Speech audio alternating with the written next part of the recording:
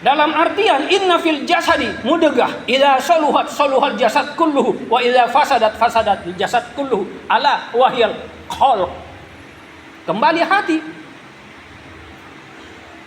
Di dalam tubuh seseorang hamba Allah ada segumpal daging. Apabila dagingnya itu baik, maka baik seluruh anggota tubuhnya, baik akhlaknya, baik sifatnya, bersih hatinya. Walaupun dia sebagai manusia kotor, manusia tidak sempurna, manusia tidak suci-sucinya, tapi dia berusaha untuk selalu belajar berbuat baik, belajar berbuat baik, belajar berbuat baik, yang akhirnya intinya dia tidak bisa dapat menemukan jati dirinya sebagai manusia, seorang yang sempurna seperti sempurnanya dirinya baginda Rasulullah. Ketahuilah, kata Nabi, yang baik itu di dalam tubuh manusia ada segumpal daging. Daging itu adalah qalb, hati. Nah ini jamaah sekalian, ini kita perlu. Jangan kita hanya lebih memperhatikan salat. Oke, salat wajib mutlak, tidak bisa ditinggalkan. Ya,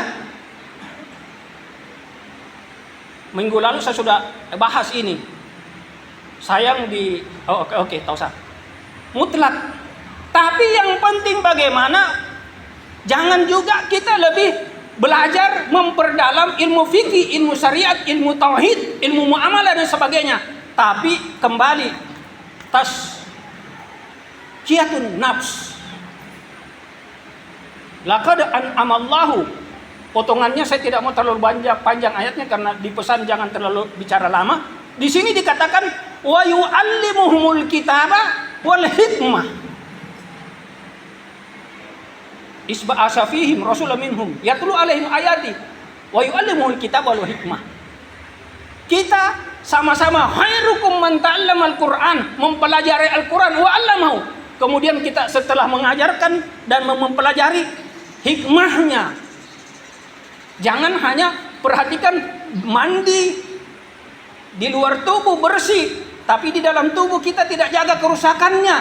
Ini gambarannya. Seperti hati jangan dirusaki, jantung jangan dirusaki, mah jangan dirusaki, ginjal jangan dirusaki. Makanya pelihara makanan, minum obat, atur istirahat yang baik.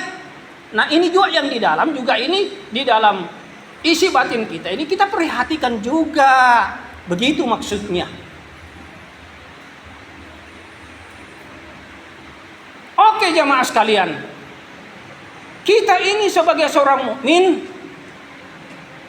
seperti apa yang dikatakan oleh baginda Nabi, khairukum may yurja khairuhu wa yan'am sarruhu. Sebaik-baik orang di antara kamu itu adalah siapa yang sungguh sangat diinginkan, diharapkan kebaikannya, sifat baiknya, akhlaknya, isi hatinya, bagaimana dia bersosialisasi dengan sesama manusia. Dan orang yang terbaik di antara kamu adalah orang yang merasa aman dari kejelekannya dan keburukan sifat dan akhlaknya serta perbuatannya. Nah ini saudara sekalian, karena ahlul muslim fala zalamu wala yuzlimu. Kita ini bersaudara adalah saudara sejati, saudara akidah. Innamal mu'minuna ikhwah.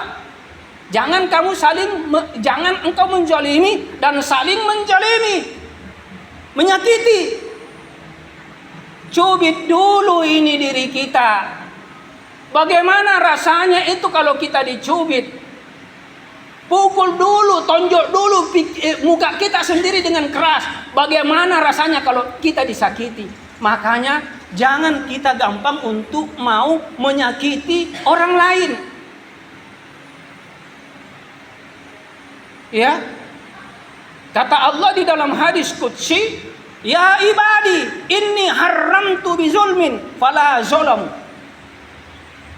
Wahai hambaku, sesungguhnya aku mengharamkan di antara sesamamu untuk saling menzalim. menyakiti, maka janganlah engkau saling menzolimi, menyakiti di antara sesamamu. Nah ini saudara sekalian, perlu akhlak. Akmalul mu'minin imanahum ahsanuhum khuluqa. Karena innama bu'ustu liutamima makarimal akhlak. Orang yang baik itu dari imannya baik akhlaknya. Karena Rasul diutus ke muka bumi ini adalah untuk menjadi orang yang baik, mulia akhlaknya.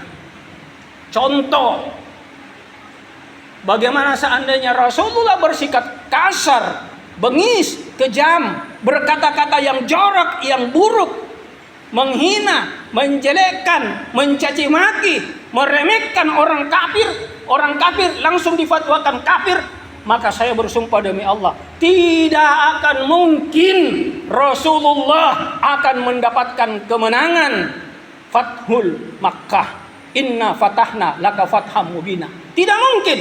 Bahkan Rasulullah mungkin mati duluan, dibunuh karena sikapnya yang keras. Ada ayat yang panjang, tak usah saya baca.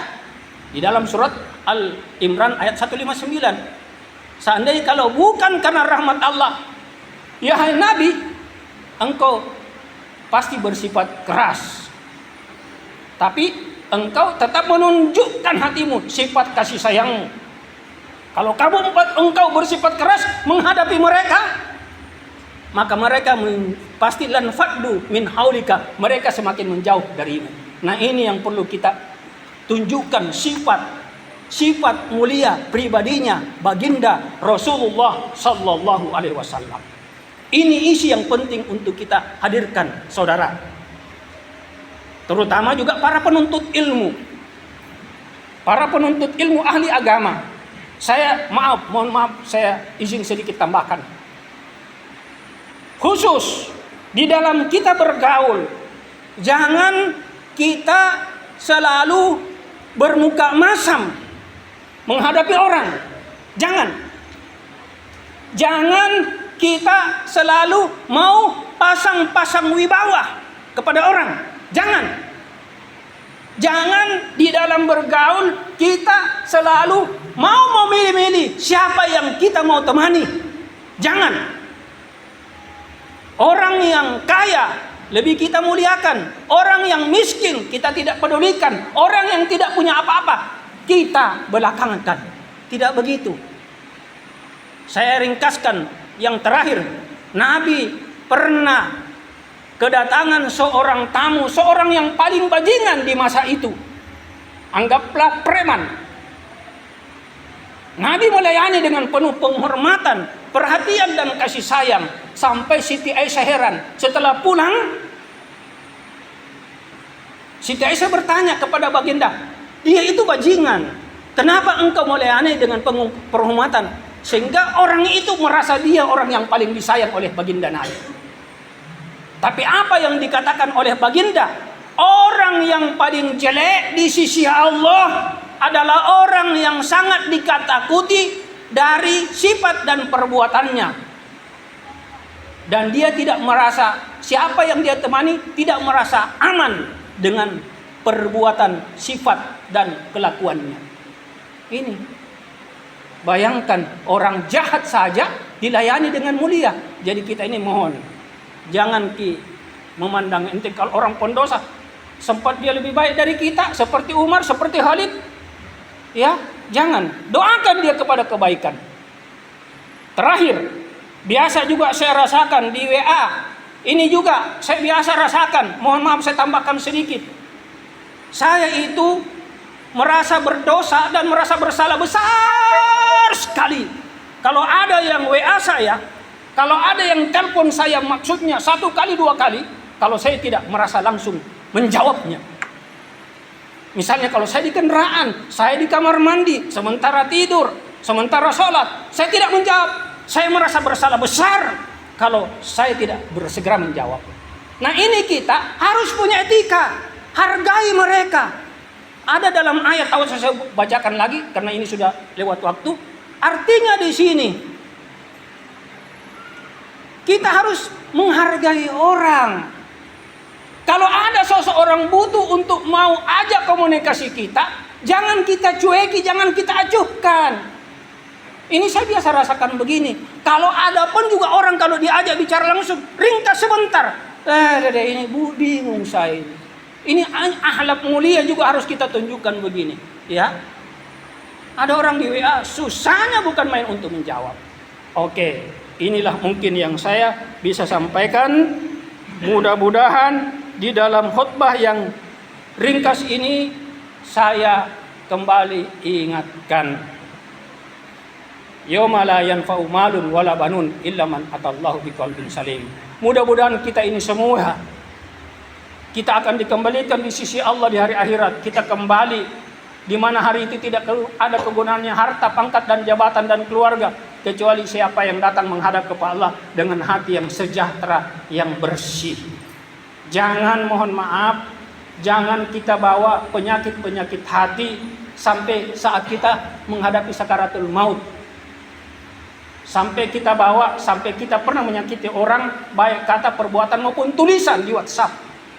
Bisa jadi akan menjadi beban pada saat kita di sidang pengadilan akhirat. Kita menjadi orang yang al-muflis, orang yang merugi amalan kebaikan. Barakallahu li wa lakum bil Qur'an.